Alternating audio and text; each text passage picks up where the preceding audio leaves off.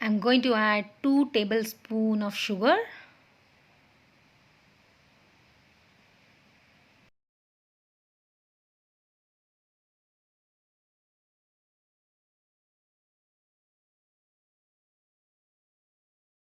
salt to taste, refined oil 2 tablespoons, a tablespoon corn flour just to give the texture for the dhoklas,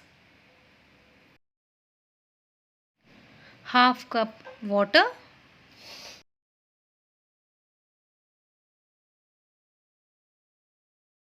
half teaspoon citric acid.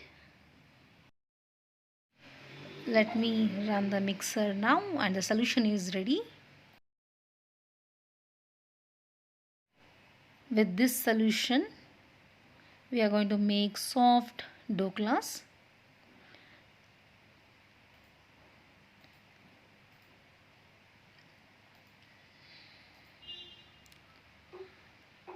Add a cup of besan to this. If you feel it is thicker, then you can add 1 or 2 tablespoons of water. Gently mix this so that we can break all those lumps, and mixture should be creamy. After a good mix, still we can see few lumps, so let me clear this first. After mixing for 1 or 2 minutes, it's ready for steaming.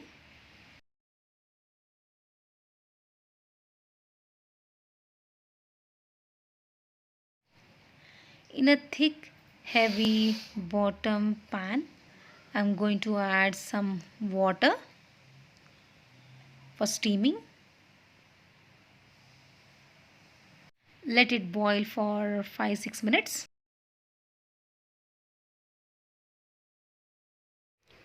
I'm spreading oil with a brush to all the corner so that dhokla won't stick. It will come out easily once done. Just before keeping it for steaming, add half a teaspoon of baking soda. So when we'll mix the soda with the batter, so that will react with the citric acid and the frothy batter will be ready. So I recommend, instead of using Eno or fruit salt, use citric acid, so the result will be perfect. You can see the frothy batter, but don't keep for a long time. As soon as you'll mix this, immediately keep for steaming. And just a tip, don't over mix.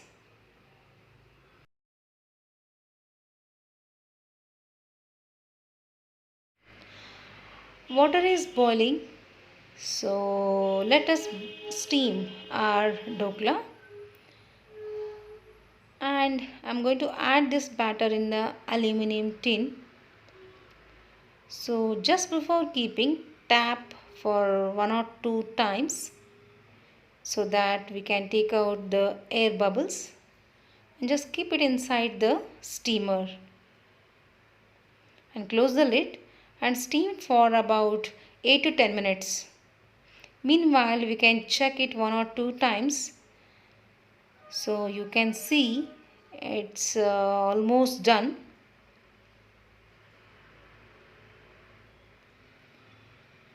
So 1 or 2 minutes I'm waiting.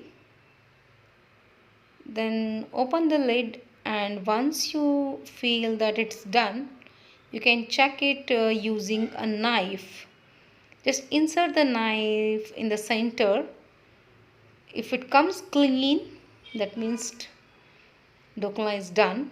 You can check it in the all corner.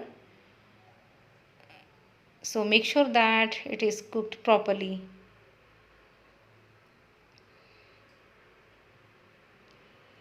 Once the dhokla is cooled down, run the knife carefully. So we can take it out the dhokla. You can see it's ready and fluffier. And you can see the aluminium tin. So it has come out clean. Look at the close-up look of dhokla. It is fluffier and softer.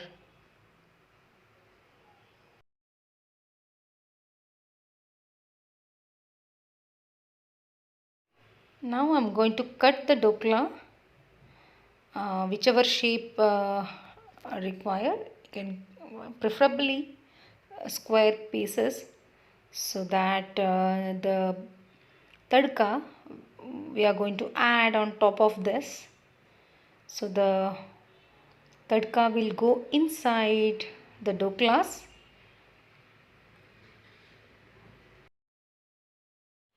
Here I have prepared a tadka for this to enhance the taste more. I have added a half teaspoon of oil and little jeera, mustard seed. If you are willing to add chilies and obviously coriander seeds. Look at the color and some freshly grated coconut. So this look absolutely beautiful, and once it goes inside the mouth it's just melts like a butter. Look at the close up of dhokla, and I'm going to serve this with green chutney.